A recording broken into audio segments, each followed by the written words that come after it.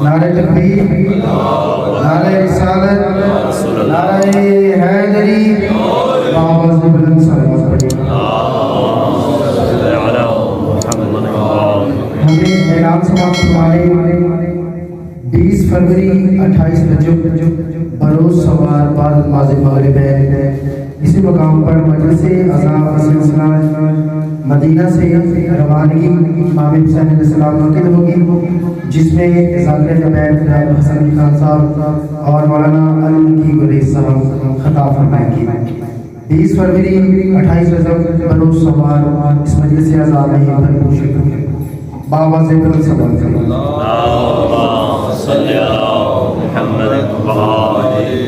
نبوت کا نگینہ ہے، امامت کی کلی ہے۔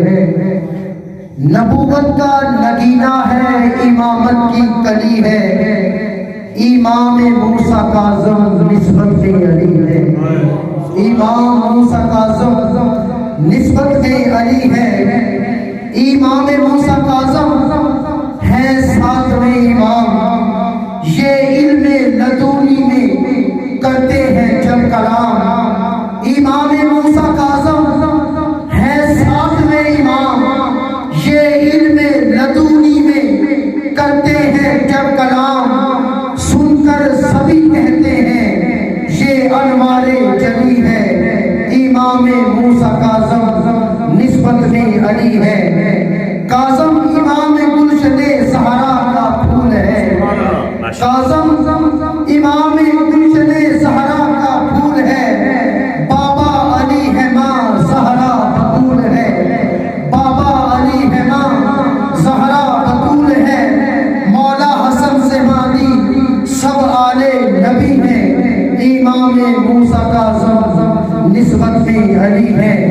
نبوت کا نگینہ ہے، امامت کی کلی ہے۔ امام موسیٰ کاظم نسبت میں علی ہے۔ اب آپ کے سامنے مولانا علی نقی گلیس صاحب فضل حسین محمد و آل محمد بیان فرمائیں گے۔ نعرہ تکبیر، نعرہ رسالت، نعرہ حیدری، آواز بلند تر صلوات۔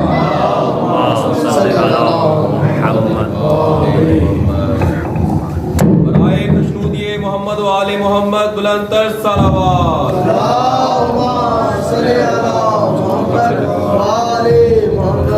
نعرہ تکبیر، نعرہ رسالت، نعرہ حیدری۔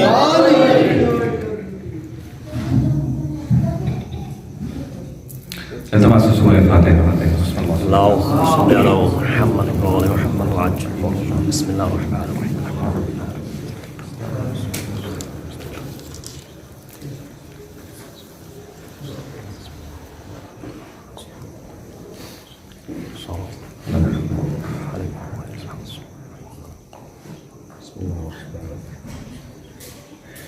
بسم الله.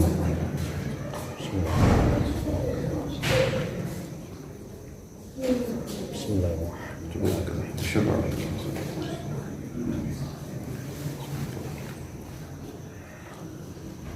صلى الله على محمد وعلى محمد.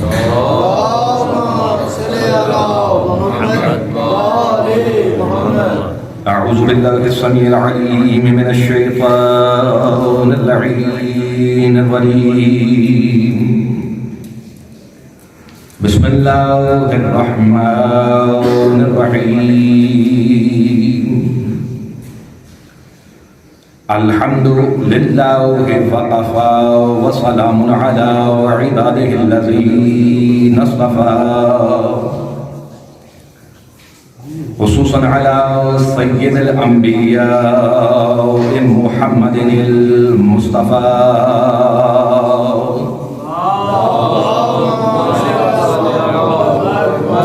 المركب بالياسين والطه وعلى آله الطيبين الطاهرين المعصومين النجباء الشرفاء الذي نذهب الله عنهم الرجس وطهرهم تطهيرا. اللهم صل على محمد وآل محمد. ولعنة لعنة الله على الملعونين من يومنا هذا إلى قيام يوم الجزاء. أما بعد فقد قال الله سبحانه وتعالى في كتابه المبين: بسم الله الرحمن الرحيم. حامين والكتاب المبين إنا أنزلناه في ليلة مباركة إنا كنا منذرين فيها يفرق كل أمر حكيم. صلوات علی محمد. اللهم صل على محمد وآل محمد. سادات اعزام مجھے کرام، قبل از گفتگو دعا گوں کہ مالک حقیقی اپنی حبیب ہستیوں کا صدقہ و بالخصوص امام موسیٰ کاظم علیہ السلام کا واسطہ ہمارا مجتمع مناظر کرنا سننا اپنی بارگاہ میں درجہ عبادت میں شمار کرتے ہوئے مقبول و منظور فرمائے. اور صاحبان کاوش جنہوں نے آج کی اس مجلس عزا کا انعقاد کیا ہے، کوشش کی ہے، مالک اس کوشش کو بھی درجہ عبادت میں شمار کرتے ہوئے اپنی بارگاہ میں قبول و منظور فرمائے. اور صاحب کوشش کی مرحومین کے درجات کو عالی و متعالی فرمائے. دیکھتے جتنے بھی مومن و مومنات محبین محمد والے محمد اس طالفانی سے انتقال کر رہے ہیں، مالک سب کے درجات کو بلند فرمائے. ہمارے دلوں میں ولائے محمد والے محمد علیہ السلام زیادہ فرمائے. حقیقی معنوں میں شیعہ اسنا صحیح معنوں میں منتظر امام بننے کی توفیق عطا فرمائے. اور سب دعاؤں کی دعا جو ہماری دعاؤں کی قبولیت کی شرط ہے کہ ہمارے والد سے حقیقی کے ظہور میں تعجیل فرمائے. ان دعاؤں کی مقبولیت کے لیے ایک مرتبہ بلند صلوات پڑھ دیں. اللهم صل على محمد وآل محمد. رحمت نہیں سمجھے تو ایک مرتبہ پھر محتر کی دیگر زبانوں کو اللهم صل على محمد وآل محمد. سادات اعزام مومن کرام، یقیناً سلسلہ شہادت امام موسیٰ کاظم علیہ السلام آج کی گفتگو بھی کوشش کروں گا کسی حوالے سے جاری رہے. یقیناً رجب المرجب کا یہ مہینہ اختتام کو ہے، اور جس قدر یہ مہینہ معصومین علیہ السلام کے ساتھ مخصوص و منسوب ہے، شاید ہی کوئی اور مہینہ اس طرح سے اہل بیت علیہ السلام کے ساتھ منسوب و مسموم ہو. کیونکہ اگر آپ یکم رجب سے دیکھ لیں اور صورتحال چلتی آ رہی ہے، شہادت ہے، ولادت ہے، پھر ولادت کا ایک سلسلہ ہے، اور پھر اسی طرح آگے سلسلہ چل رہا ہے. اسی سلسلے کی آج ایک اور کڑی یقیناً رجب کہ یقیناً آپ نے سنا ہوگا اس مہینے کے اندر واٹس ایپ ہے، چیزیں آتی رہتی ہیں آپ کے سامنے سوشل میڈیا کے حوالے سے، اور بتایا جاتا رہتا ہے آپ کو آج کے دن کی کیا خصوصیت ہے یا ماہ رجب کا کیا خاص مقام ہے اور اس میں کون کون سے اعمال ہیں. لیکن ایک تذکرہ میں بھی کرنا چاہتا ہوں. جناب علی بن طالب علیہ السلام نے ارشاد فرمایا ہے کہ شعبان میرا مہینہ، رجب میرا مہینہ، رجب میرا مہینہ. اسی مہینے کے بارے میں امیر المومنین علیہ السلام فرماتے ہیں کہ رجب میرا مہینہ ہے، شعبان رسول خدا کا مہینہ ہے. اور یقیناً آپ کو معلوم ہے کہ رمضان کس کا مہینہ ہے؟ اللہ کا مہینہ. رجب علی بن ابی طالب، شعبان رسول خدا، اور رمضان اللہ کا مہینہ. تو بات بڑی واضح ہو گئی کہ اگر رجب میں علی مل گئے تو شعبان میں رسول مل جائیں گے. اگر علی کا یہ سفر آج شروع ہوا، شعبان میں رسول تک پہنچ گئے، تو سلسلہ یہی نا کہ پہلے علی ملے، علی سے رسول ملا، رسول سے اللہ تک رسائی گا. تو یہ ایک تسلسل ہے، تسلسل کا نام ہے. اور ختم مرتبہ حضرت محمد مصطفیٰ صلی اللہ علیہ وسلم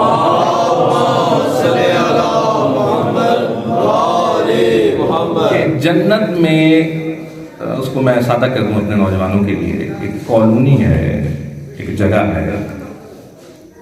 فرماتے ہیں کہ وہاں کوئی بھی داخل نہیں ہو سکتا،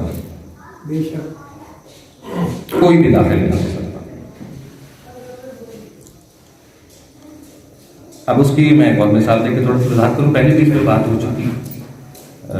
اگر کوئی شخص یہاں کسی قریب گاؤں میں ہے تو اس کی کوشش ہوگی کہ میں شہر میں آ جاؤں. اچھا شہر میں آ جاؤں تو اس کی کوشش ہوگی کہ مہاجر کالونی میں آ جاؤں، ٹھیک ہے، مہاجر کالونی میں اگر نہیں آ سکتا تو اس سے تھوڑا دور لیکن اس سے تھوڑی سی ڈیولپ ہو تھوڑی صورتحال اس کالونی میں چلا جاؤں، یا کسی ایسی جگہ پر اگر دور بھی ہو جاؤں اس سے تو کسی ایسی جگہ پر کہ جہاں پر سہولیات زندگی آسانی سے میسر ہوں، یہ اس کی کوشش ہوتی ہے۔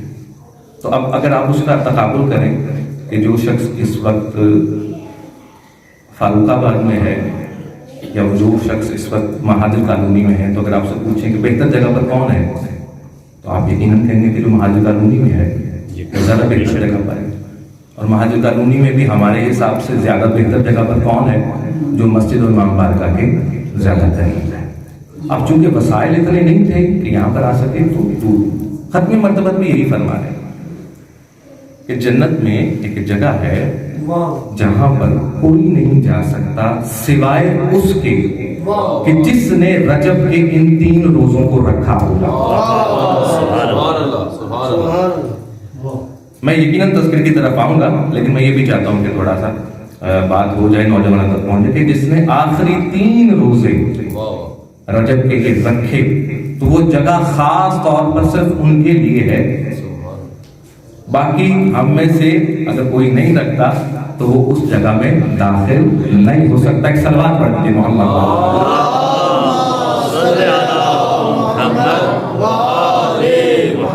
تذکرہ کرنا ضروری تھا، میں ضروری سمجھتا تھا کہ میرا نوجوان کچھ نہ کچھ ماہ رجب کے حوالے سے یقیناً محفلیں ہو رہی ہیں، مجلسیں ہو رہی ہیں، میلاد بھی ہوتے رہے ہیں، کوئی نہ کوئی پیغام تو یہ بھی پیغام نوجوان تک چلا جائے۔ بہرحال مناسبت جو دن کی جس شخصیت کے ساتھ ہے وہ امام موسیٰ کاظم علیہ السلام، اور اسی حوالے سے چند لمحوں کے لیے کچھ دیر کے لیے آپ مجھے برداشت کریں گے۔ ماشاءاللہ۔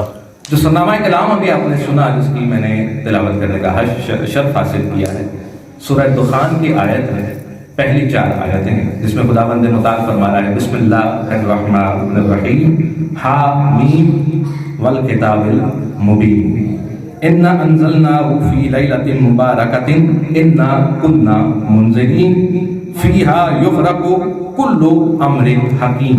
ماشاءاللہ۔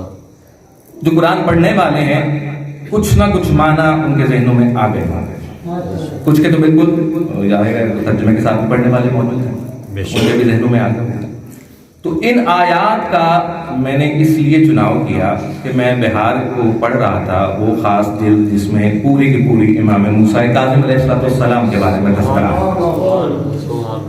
ان آیات کا تذکرہ اسی ایک روایت کے اندر ہوا تو مجھے پسند آیا، ہو سکتا ہے پہلے بھی سنا ہو لیکن چونکہ میری نظروں سے پہلی دفعہ گزرا تو میری کوشش ہے کہ میں سامعین تک آپ مومنین تک پہنچا دوں اس بات۔ یہ آیات امام موسیٰ کاظم علیہ السلام سے سوال کی صورت میں آئی تھی ان کے سامنے۔ ایک نصرانی تھا، وہ بڑا سفر طے کر کے اور بہت تگ و دو کر کے محنت کر کے خدمت امام میں پہنچا۔ خدمت امام میں پہنچا، اس نے اپنی سرگزشت بیان کی کہ میں کس طرح اب تک آیا ہوں، میں علم کی تلاش میں ہوں، میں نے تورات پڑھی، زبور بھی پڑھی ہے، انجیل بھی پڑھی ہے، آپ کا قرآن مجید بھی پڑھا ہے، یہ اس کے الفاظ ہیں روایت میں کہ آپ کا قرآن مجید بھی پڑھا، لیکن میں تلاش علم میں ہوں۔ مجھے پتا چلا کہ یہاں اس علاقے کے اندر ایک شخص ہے جس کے پاس بہت علم ہے، میں نے اپنا گھر بار چھوڑا، اس شخص تک پہنچا، اس سے کچھ سوال جواب کیے، پھر اس نے بتایا کہ اگر تمہیں اس سے بھی زیادہ علم چاہیے یا مجھ سے بھی زیادہ کسی عالم سے ملنا چاہتے ہو، حالانکہ اس شخص کا دعویٰ تھا کہ مجھ سے زیادہ علم کسی کے پاس نہیں، لیکن اس کے سوالوں نے اس کو تھوڑی کشمکش میں ڈالا، مشکل میں ڈالا، تو اس نے کہا کہ اگر مجھ سے بھی زیادہ علم چاہتے ہو، کسی ایسے شخص سے ملنا چاہتے ہو کہ جس کے پاس مجھ سے زیادہ علم ہے، تو مدینے میں چلے جاؤ، وہاں پر ایک شخص ہے اس نام کا، اس سے ملنا، اسے میرا سلام کہنا، یقیناً تمہیں اس کے پاس مجھ سے زیادہ علم ملے گا۔ سبحان اللہ۔ خیر اس نے ایک لمبی روایت ہے، اس پہنچا امام کی خدمت میں، سلام کیا، کہتا ہے کہ مولا میں کچھ سوال کرنا چاہتا ہوں۔ اور میں بڑی دور سے آیا ہوں، اپنے استاد سے ہو کر آیا ہوں، اس نے آپ کو سلام کہا ہے اور میں اب اپنے کچھ سوال کرنا چاہتا ہوں۔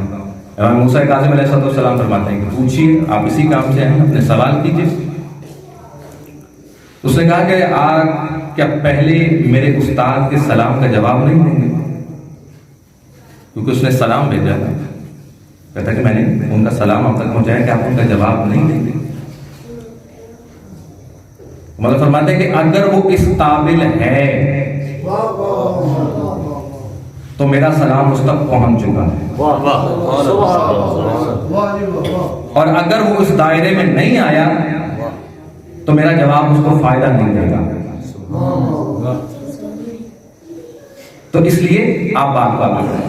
کہتے ہیں کہ میں نے آپ کے قرآن کے اندر یہ آیتیں پڑھی ہیں کہ حامیم والکتاب المبین انا انزلناہ فی لیلۃ مبارکۃ انا کنا منذرین فیہا یفرق کل امر حکیم۔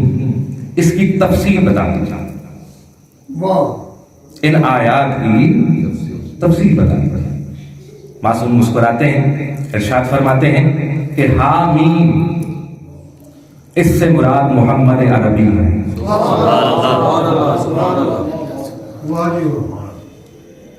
اور اس کا ذکر ہود پر نازل ہونے والی کتاب میں آ چکا ہے۔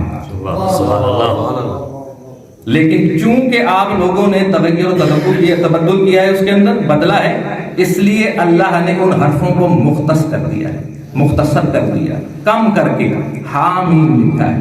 آپ کی کتابوں میں یہ پہلے سے موجود ہے۔ حامیم ہمارے جب جناب رسول خدا صلی اللہ علیہ وآلہ وسلم والکتاب المبین سے مراد علی ابن ابی طالب ہے، ان سے مراد علی ابن ابی طالب ہے۔ انا انزلناہ فی لیلۃ مبارکۃ انا کنا منذرین، یہاں پر جو لیلۃ مبارکہ ہے اس سے مراد میری جدہ فاطمہ الزہرا ہے۔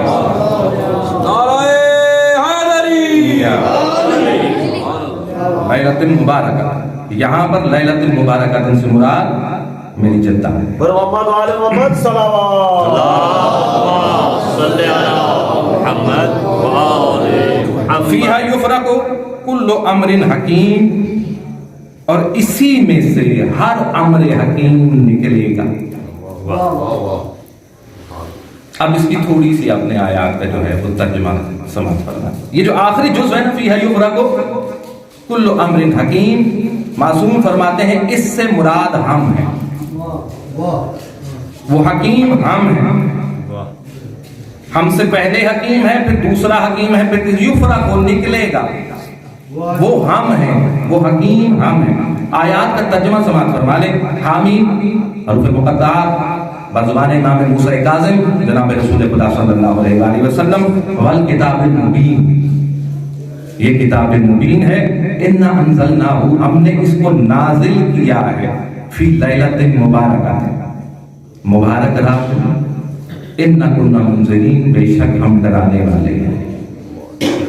فیہا یفرق کل امر حکیم، اسی سے ہر حکیم امر نکلے گا۔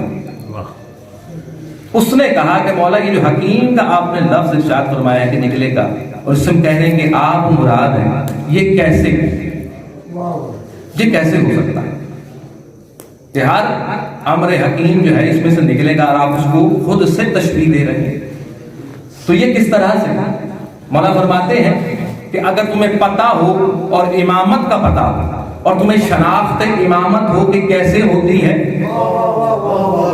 امام کو کس طرح سے پہچانا جاتا ہے، تو تم یہ سوال نہ کرتے۔ ابو بصیر کی ایک روایت ہے، بہار کے اندر ہی ابو بصیر بیٹھا ہے امام کی بارگاہ میں، کہتے ہیں کہ مولا امام کی شناخت کے بارے میں کچھ ارشاد فرمائیے۔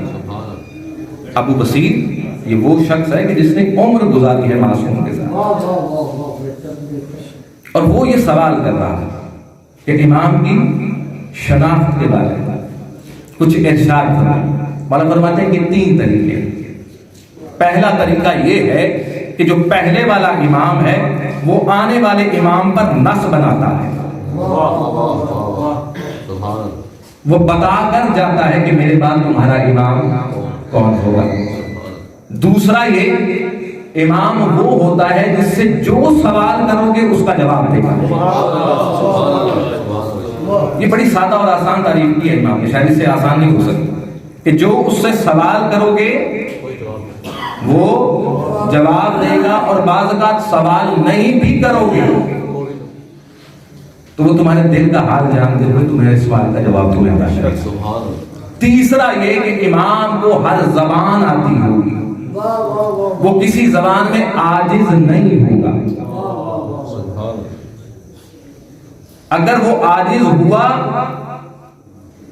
تو وہ امام نہیں ہے. وہ کہتے ہیں ابو بصیر تم پریشان نہ ہو، تمہارے بیٹھے بیٹھے ہی میں تمہاری مشکل اور آسان کر دیتا ہوں. ابو بصیر کہتا ہے کہ کچھ ہی لمحے گزرے تھے کہ ایک فارسی شخص آیا وہاں پر، فارس کا رہنے والا. وہ آ کے امام کی خدمت میں بیٹھا اور اس نے عربی میں اپنے سوال امام کے سامنے رکھے، عربی زبان میں. امام نے مکمل جامع فارسی کے اندر اس کے سوالوں کا جواب دیا. بولنے والا فارسی ہے، امام کی خدمت میں آیا لیکن اس نے زبان کو بدلا، عربی میں سوال کیا. جب امام نے اس کو فارسی میں جواب عطا کیے تو کہتے ہیں کہ مولا میں نے تو عربی اس لیے بولی تھی کہ آپ کو جواب دینے میں آسانی ہوگی، لیکن آپ نے تو فصیح فارسی کے اندر جواب دے کر. کہتے ہیں کہ اگر میں یہ فارسی میں تمہیں جواب نہ عطا کرتا تو پھر تم میں اور مجھ میں فضیلت کس چیز کی تھی؟ تو امام ہر زبان کا جاننے والا ہوتا ہے. اگر کسی زبان پر کوئی بھی دعوی امامت کرنے والا عاجز ہو جائے تو اس کا مطلب ہے کہ وہ امام نہیں ہے. فیہا یفرق، ہر حکیم اس سے نکلے گا. یہ وہ حکمت ہے کہ اللہ جس کو حکمت کہہ رہا ہے اس سے مراد ہم ائمہ علیہ السلام ہے. یہ ایک کے بعد دوسرا سلسلہ چلے گا اور یہ اسی طرح ہے. موسیٰ کاظم علیہ السلام 7ویں جگہ پر ہیں امامت کے اندر. واقعات آپ سنتے آتے ہیں، میرا مقصد واقعات سنانا نہیں ہوتا کیونکہ وہ اس قدر ان کا ہو چکا ہے. یقیناً وہ عبادت ہے، قرآن کی آیات کو جتنا بھی پڑھا جائے، جتنی بار بھی پڑھا جائے ثواب ملتا ہے. لیکن میں یہ چاہتا ہوں کہ اب تھوڑا سا بدلا جائے اور ثواب سے تھوڑا سا بلند ہونا. ثواب تو ہو ہی رہا، وہ تو نہ چاہتے ہوئے بھی ہو رہا ہے، لیکن اس سے کچھ سیکھ کر اس کو عملی زندگی کے اندر. معصوم علیہ السلام کے آپ اکثر معجزات سنتے ہیں، باب الحوائج جنہیں کہا جاتا ہے، کتابیں بھری پڑی ہیں امام موسیٰ کاظم علیہ السلام.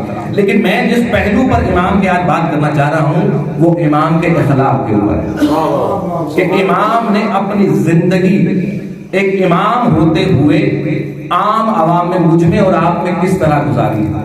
بہار کی ہی روایت ہے، مدینہ میں امام موجود ہیں موسیٰ کاظم علیہ السلام. ایک شخص آتا ہے روزانہ کی بنیاد وہ آتا ہے، امام پر سب و شتم کرتا ہے، برا بھلا کہتا ہے، اور صرف امام پر نہیں کرتا.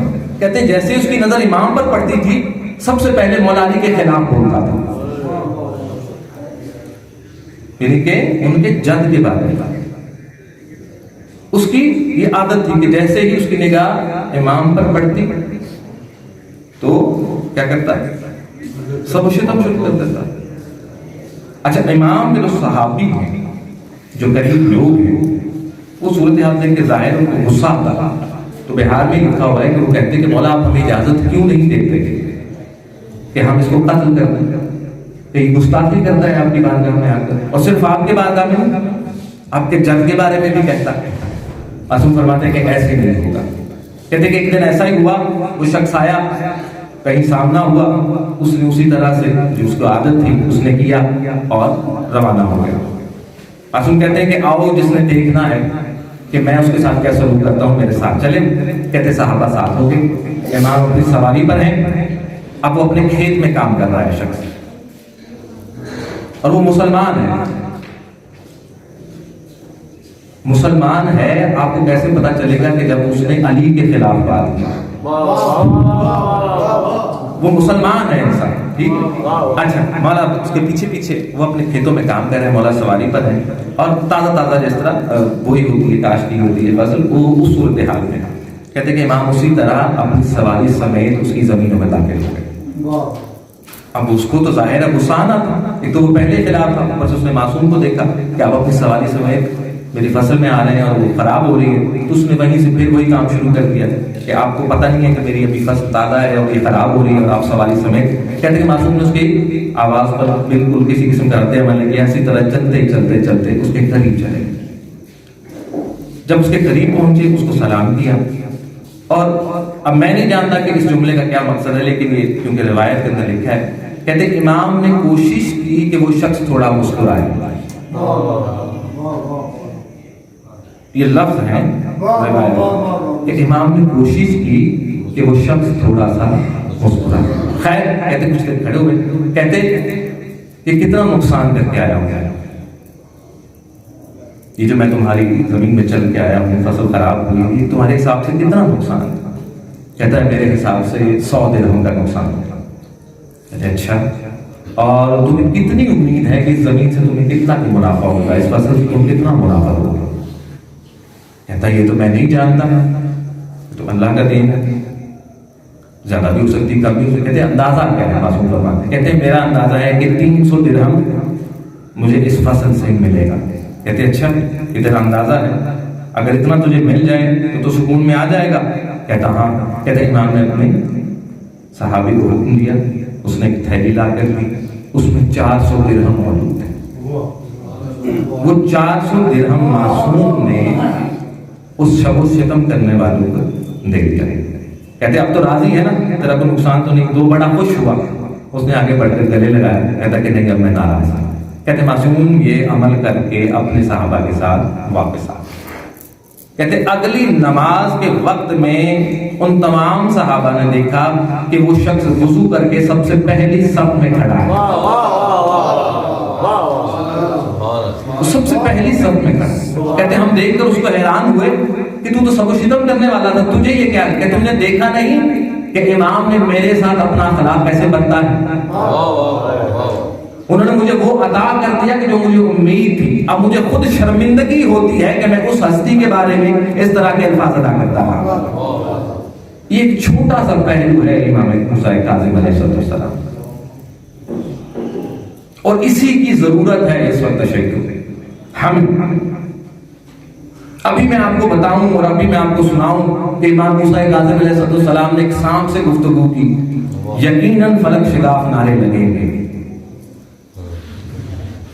لیکن میرا سوال یہ ہے اس معجزے نے آپ کی زندگی پر اثر کیا ڈالا؟ میں سنا دیتا ہوں. صحابی ساتھ ہیں، کہتے کہ گزر رہے ایک جگہ سے 50-60 سانپ نظر آئے، تو کہتے میں ٹھٹک کے رک گیا کہ یہ نقصان پہنچائیں گے. امام نے فوراً فرمایا آگے بڑھو، یہ نقصان نہیں دے گا، یہ نقصان نہیں دے گا. کہتے امام آگے بڑھے. کہتے میں نے اپنے جوتوں کی آواز کو بڑھایا تاکہ یہ ڈر کے بھاگ جائیں. معصوم نے پھر روکا کہ نہیں کرو. کہتے میں وہیں رکا، امام آگے گئے، ایک سانپ درخت سے اتر کے امام کے شانے پر آ گیا. یہ تاریخ کے الفاظ ہیں، بہار کے اندر یہ لکھی ہوئی ہے بات. آپ کے شانے پر آیا اور اپنے اس نے جو تھن ہوتا ہے اس کو مولا کے کان کے ساتھ لگایا. اور کہتا ہے جو لکھنے والا ہے، جو روایت کرنے والا، وہ کہتا ہے ایسے لگ رہا ہے جیسے دو لوگ آپس میں باتیں کر رہے ہیں. وہ باتیں کر رہے ہیں. کہتے کہ وہ کچھ دیر اس نے بات کی اور پھر اسی طرح سے اترا اور وہ جتنے بھی سام تھے وہ سب کو لے کر چلا گیا. تو کہتا ہے میں قریب آیا، میں نے پوچھا کہ مولا یہ کیا تھا؟ کیا آپ ساموں کی زبان بول سکتے ہیں؟ کیا کہتے کیا تم مجھے امام نہیں مانتا؟ کہتے ہیں مجھ پہ یقین نہیں ہے کہ میں امام ہوں؟ کہتے بے شک ہے. تو کہتے بس وہ امام ہوتا ہی نہیں کہ جو کسی بھی زبان سے غافل ہو یا اس کو نہ آتی. کہتے ان کا کچھ مسئلہ تھا، وہ انہوں نے مجھ تک پہنچایا، میں نے ان کو ان کی زبان میں اس کا حل بتایا. یہ واقعہ آپ نے سن. میرا سوال یہ ہے کہ یہ فضیلت امام کے اندر ہے، بے شک ہے. موسیٰ کاظم 7ویں امام، ان کی فضیلت، ان کی منزلت یقیناً میری اور آپ کی فہم سے بلند تر ہے. ہم اور آپ سمجھ نہیں سکتے ان کے فضائل، ان کے معجزات، لیکن جو سمجھنے کی چیز ہے ان کی حیات طیبہ ہے، ان کے وہ طریقے ہیں کہ جو انہوں نے انسانوں کے ساتھ رہ کر مجھے اور آپ تک پہنچائے ہیں کہ ہم نے اس پر عمل کر کے ان کی سیرت پر عمل کرنا. میں نے اور آپ نے ان کے معجزوں پر عمل نہیں کرنا، ان کی سیرت پر عمل کرنا ہے. معجزے 100 آتے ہیں، سیرت کے کتنے واقعات ہیں جو میرے نوجوانوں کو آتے ہیں کسی بھی معصوم ہستی کو. نعوذ باللہ من ذالک یہاں پر کھڑے ہو کر بہت کچھ سنا جا چکا ہے، بہت کچھ سنایا جا چکا ہے. اب قوم کے اندر میرا نہیں خیال اس سے کوئی 1% بھی کوئی بہتری کا اثر یا اس کے اندر کوئی تبدیلی کا پہلو نظر آتا. کیوں کہ ہم گھر سے شاید یہ سننے کے لیے ہی نکلتے ہیں کہ جائیں گے، نعرے لگائیں گے اور واپس آ جائیں گے، جائیں گے گریا کریں گے واپس آ جائیں گے. اتنی عظیم ہستیوں کے ہوتے ہوئے اگر ہم کسی بھی مقام پر دنیا سے کہیں پیچھے ہیں تو پھر کہیں نہ کہیں تو قصور ہے نا ہمارا. اور اس ممبر سے جو کچھ ادا ہونا چاہیے اس کا مطلب نہیں ہو رہا، اور ممبر سے شاید اس لیے بھی ادا نہیں ہو رہا کہ آپ سننا نہیں چاہ رہے، آپ سننا نہیں چاہ رہے. پڑھنے والا شاید چاہتا ہے کہ آپ کو کچھ سنایا جائے، لیکن کیا کیا جائے کہ جیسے ہی مجلس ختم ہوتی ہے مومنین آپس میں بات کر رہے ہوتے ہیں کہ آج کی مجلس لگی نہیں. لا حول ولا قوت. کیا مطلب لگی نہیں؟ یہ جملے ہیں کہ نہیں؟ میں جھوٹ تو نہیں بول رہا ہوں. کچھ تو یہ بھی کہہ دیتے مولوی صاحب کو آج پڑھے نہیں گئے، یہ بھی سننے کو ملتا. یا مولوی صاحب کی آج مجلس لگی ہی نہیں، ان کا مسائل نہیں، یہ غلطی ہے.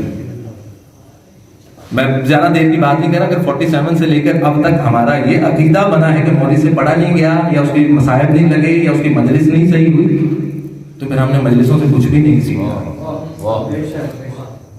کچھ لوگ شرمندہ ہو کر بھی بیٹھے ہوتے ہیں کہ اگر کوئی باہر سے آ کے ہم نے دیکھے، بعض اوقات یہ بھی ہوتا ہے کہ نفری زیادہ ہو جاتی ہے، مجمع کم ہوتا ہے. نہیں، اس میں کوئی شرمندگی کی بات نہیں. یہ ایسی اگر شرمندگی حقیقتاً شرمندگی ہوتی تو حسین کبھی بھی ان 72 کو لے کے نہ جاتے، مجمع اکٹھا کر کے لے کے جاتے. حق پر چلنے والے مانے کم ہوتے. تو موسیٰ کاظم علیہ السلام کی پوری زندگی اگر آپ اٹھا کے دیکھیں گے تکلیف اور مصائب کے اندر ہے. معصومین علیہ السلام کے بارے میں ایک بات بہت مشہور ہے جو بار بار کی جاتی ہے کہ معصوم کے پاس جب بھی کوئی سائل آتا تھا اس کو خالی ہاتھ نہیں بھیجتے. میں کہتا ہوں آپ اور کچھ نہ لیں معصوم کی زندگی سے، اگر اتنے سے عمل کو لے لیں کہ جو آپ کے پاس سائل آئے، کیونکہ یہاں پر سائل کو بھی دیکھا جاتا ہے کہ اس کا حلیہ کیسا ہے. سائل سے مراد سوال کرنے والا، سوال کرنا. اور ضروری نہیں ہوتا کہ سائل مانگنے ہی آیا ہو. معصوم سے سب مانگنے آتے تھے لیکن ضروری نہیں تھا کہ وہ درہم و دینار کی صورت میں ہوتا. علم بھی لینے آتے تھے، معصوم کو آتا. میں فضیلتیں پڑھتا چلا جاؤں گا، آپ سنتے چلے جائیں گے، درود ہوتے جائیں گے، نعرے لگتے چلے جائیں گے. جناب موسیٰ کاظم کی یہ فضیلت ہی بہت ہے کہ موسیٰ کے پاس عصا تھا تو اژدہا بنا. معجزہ سنا ہوا ہے نا جناب موسیٰ کاظم کا. اس کے اندر فرق تو دیکھیں، تھوڑا سا عقل کو تو دوڑائیں اس کے اندر کہ موسیٰ ان کے ہاتھ میں عصا تھا. نبی وہ کہ جو سبب سے معجزہ کرے بحکم الہی. اللہ نے کہا نا کہ موسیٰ اس کو پھینک دو، عصا تھا تو پھینکا تھا نا. جب موسیٰ کاظم نے کہا تھا کہ شیر ان کو کھا جاؤ، اس وقت کیا تھا؟ صرف قالین پر ایک تصویر تھی. تو فرق سمجھ آیا کہ موسیٰ عصا کے ساتھ معجزہ کرتا ہے اور موسیٰ کاظم تصویر کے ساتھ معجزہ کرتا ہے. ان کو ضرورت نہیں ہوتی کہ مادے کے طور پہ کوئی چیز موجود ہو. یہ فضیلت امام ہے، یہ فضیلت معصوم ہے نبی کے اوپر. تو فضیلت اس سے زیادہ اور کیا ہوگی کہ جہاں پر انبیاء کو ضرورت ہے عصا کی، معصوم کے حرف نکلے ہوئے زبان سے اور پھر اس کے بعد پھر وہی کہ جب اس نے کہا کہ واپس کر دیں تو معصوم نے پھر اپنے معجزے کو قرآن کے ساتھ ملایا ہے. یہ نہیں کہا کہ میرا معجزہ ہے. کہتے یاد کرو قرآن پڑھا ہے. اگر اس عصا نے ان کو اگل دیا تو آج یہ شیر بھی اس جادوگر کو اگل دے گا. چونکہ اس نے نہیں اگلا تو میری ذمہ داری ہے کہ دین محمد مصطفیٰ ادھر ادھر نہ ہو. آج یہ شیر بھی تمہارے جادوگر کو نہیں ہوتے. اس چیز کو قائم رکھا. معصوم کہتے ہی اسے ہیں کہ جو قانون الہیہ میں خلل نہ ڈالے. منبر پر کھڑے ہو کر آپ کو علی اور اللہ کا مقابلہ کروانے کی ضرورت نہیں ہے. آپ غلطی پر ہیں. تو ان چیزوں کو خدا نہ سمجھیں. یہ تذکرے آپ کے لیے جو سب سے اہم چیز ہے وہ یہ ہے کہ آپ نے اپنی زندگیوں کو ان کے تذکرے کی روح ان کو جان کر اپنے آپ کو بدلنے کی کوشش کریں. وقت زیادہ ہو رہا ہے. حکم جتنا تھا میں اس سے پھر ایک دفعہ تجاوز کر گیا. میں معذرت تھا لیکن کیا کروں کہ تھوڑا سا درد دل ہے میرے دل میں اس حوالے سے کہ میرا نوجوان کچھ نہ کچھ ضرور سیکھے. معصوم کا تذکرہ ہے, کسی عام شخصیت کا تذکرہ نہیں ہے. یقیناً ابھی آپ نے گریہ بھی کرنا ہے. یہ وہ ہستی ہیں کہ جن کے بارے میں شاعر نے یہی لکھا کہ مولا پہ انتہائے اسیری گزر گئے. اسد بھائی بیٹھے ہیں, میں جسارت کروں گا, غلطی ہو تو آپ مجھے بعد میں بتائیے. مجھے تو لگتا ہے کہ مولا پہ منتہائے اسیری گزر گئے. انتہا کی بھی انتہا گزر.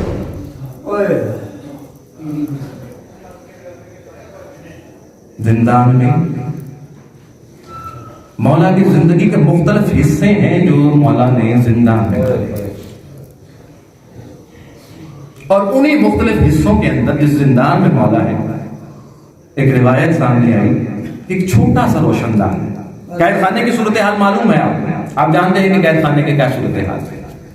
ایسا قید خانہ کہ جہاں پر نہ انسان کھڑا ہو سکتا ہے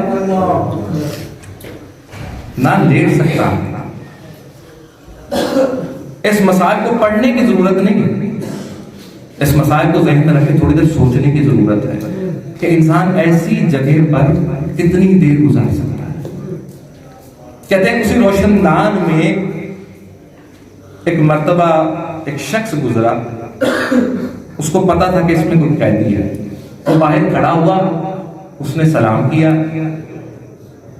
اس نے کہا کہ قیدی میں نے سنا ہے کہ اللہ قیدیوں کی دعاؤں کو قبول کرتا ہے. اور قیدی بھی کون؟ معصوم قیدی, بے گناہ قیدی, جس کو قید کرنے کی وجہ صرف اور صرف یہ ہے کہ یہ آل محمد میں سے ہے. اس کے علاوہ کوئی جرم نہیں ہے اس سید زادے کا. یہی جرم ہے کہ یہ آل محمد میں سے. کہتا ہے کہ میں نے سنا ہے کہ قیدیوں کی دعائیں قبول ہوتی ہیں تو میرے حق میں بھی دعا کر دو. معصوم فرماتے ہیں کہ کیا دعا چاہتا ہے کہ تیرے حق میں کیا دعا کروں. کہتا ہے کہ میں کوئی دعا متعین نہیں کرتا. میں نہیں کہتا کہ میرے حق میں کوئی بھی دعا کرو یا یہ دعا کرو. میں بس یہ چاہتا ہوں کہ تم میرے حق میں کوئی دعا کرو. جو دعا تمہیں سب سے زیادہ اچھی لگتی ہے وہ میرے حق میں کر دے. کہتے اچھا تو یہ چاہتا ہے کہ جو دعا مجھے پسند ہے وہ میں تیرے حق میں کروں. کہتا کہ ہاں قیدی وہ دعا میرے حق میں. کہتے اچھا. کہتے مولا نے اپنے ہاتھوں کو بلند کیا. کہتے کہ میں دعا کرتا ہوں کہ اللہ تجھے کبھی کسی مسلمان کا قیدی نہ بنائے.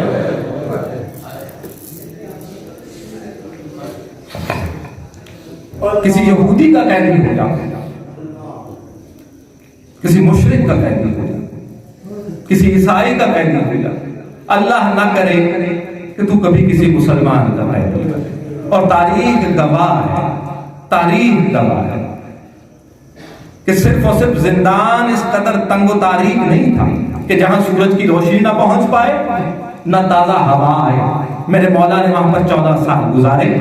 کہتے ہیں کہ یہ اس قدر ظالم حکمران تھا کہ یہ لوگوں کو لے کر آتا تھا کہ جو امام پر ظلم کرے صبح کو بھی, دوپہر کو بھی, شام کو بھی. مولا فرماتے ہیں کہ میں نے کیوں تیرے لیے یہ دعا کی کہ یہ دیکھ. کہتے ہیں کہ اس کے بعد مولا نے اپنی کمر اس شخص کی طرف کی. وہ دیکھ رہا ہے زندان کی اس روشن دان میں سے. کہتے ہیں کہ یہ دیکھ میرے جسم پر اس وقت کوڑوں کے نشان. کہتے ہیں کہ اس سے ایک صبح آتا ہے تو یہ کوڑوں کے نشان سرخ ہوتے ہیں. ابھی یہ سیاہ نہیں ہونے پاتے کہ ایک اور آ جاتا ہے، ایک اور آ جاتا ہے جو مجھ پر اس طرح سے ظلم کرتا ہے۔ کہتے ہیں کہ یہ بار بار لوگوں کو بدل بدل کر امام کے اوپر ظلم کرنے کے لیے بھیجا جاتا ہے۔ بس میں اپنے موضوع کو مختصر کروں، مولا آپ کے حکم کو قبول کرے۔ کہتے ہیں کہ وقت آیا، سندھ بن شاہد کی قید میں ہے مولا، اور یہ شخص بہت مشہور تھا اپنی نفرت کے لیے جو سے آل محمد علیہ السلام سے تھا۔ کہتے ہیں کہ اس نے کچھ کھجوریں بھیجی مولا، مولا نے وہ کھجوریں تناول کی، زہر مولا کے بدن میں پہنچا۔ کہتا ہے کہ امام اور کھائیے، کہتے ہیں کہ بس 2 کھاؤں گا، اس سے زیادہ نہیں۔ کہتے ہیں اور کھائیے، کہتے ہیں جب 2 سے تیرا کام ہو گیا ہے تو مجھے اور کیوں کھلاتا؟ کہتے ہیں جب امام کھا چکے وہ کھجوریں تو کچھ علماء کو اس وقت قریب بلایا۔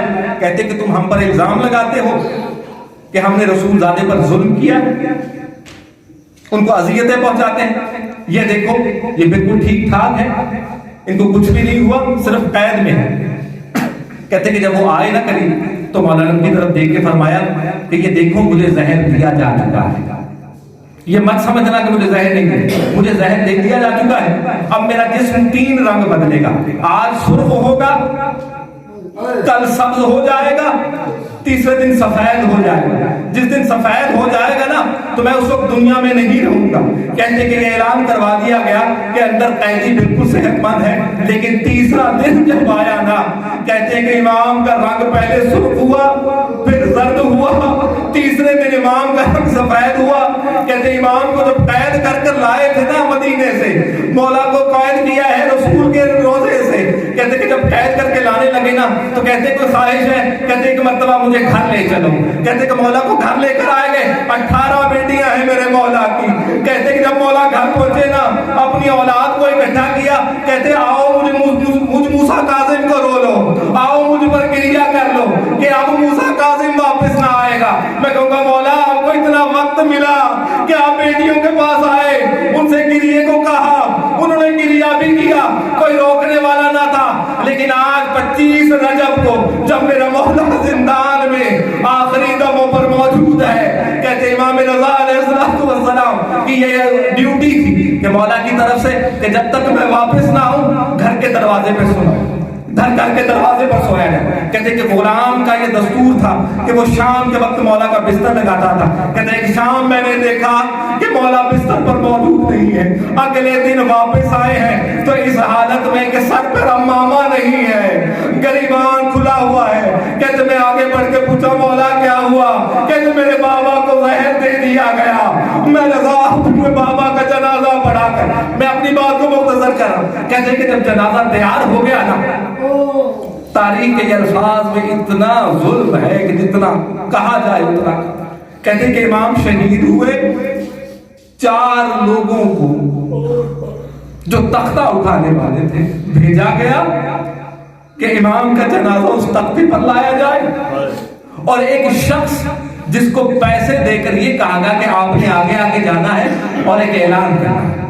اب وہ اعلان سن لیں۔ کہتے ہیں جیسے جنازہ باہر نکلا نا تو وہ شخص جس کو پیسے دیے گئے تھے وہ باہر جا کر یہی اعلان کرتا تھا کہ رافضیوں کا امام مارا گیا، رافضیوں کا امام مارا گیا، گمراہوں کا امام مارا گیا۔ کہتے یہ کہتے ہوئے یہ جنازہ لے کر بغداد کے پل پر پہنچے، وہاں پر جنازے کو رکھا گیا، بلکہ رکھا نہیں گیا، تاریخ کے لفظ کچھ اور ہے، جسارت نہ ہو۔ کہتے رکھ کر جب واپس آئے نا تو کچھ وقت گزرا، کچھ لوگ پل پر آنا شروع ہوئے، بغداد کا پل، لوگ آنا شروع ہوئے، جو ادھر سے جانے والے تھے وہ رکے، جو ادھر سے آنے والے تھے وہ رکے۔ کہتے ہیں لوگوں نے اپنے جانوروں کو مارنا شروع کیا کہ آگے کیوں نہیں بڑھتے۔ کہتے ہیں لوگ مارتے جاتے ہیں، سواریاں آگے نہیں بڑھتی۔ میں کہوں گا کہ مولا مسلمانوں نے آپ سے وفاداری نہیں کی، یہ جانور آپ سے وفاداری، وہ جانتے ہیں کہ آگے امام کا لاشا ہے، بے ادبی ہو رہی، کہیں پامال نہ ہو جائے۔ آگے کہتے کہ جب زیادہ دیر ایسے گزری نا تو لوگوں نے اتر کر آگے آگے دیکھنا شروع کیا۔ کیا دیکھتے ہیں کہ ایک تختہ ہے، اس پر ایک لاشا ہے۔ کہتے آگے بڑھ کر جب کھول کر دیکھا گیا تو لوگوں کا معلوم ہوا یہ کسی اور کا جنازہ نہیں، امام موسیٰ کاظم کا ہے۔ لوگوں نے گریہ کرنا شروع کیا، جنازے کو اٹھایا، میدان کو لے کر گئے جنازہ گاہ میں، اعلان ہوا کہ موسیٰ کاظم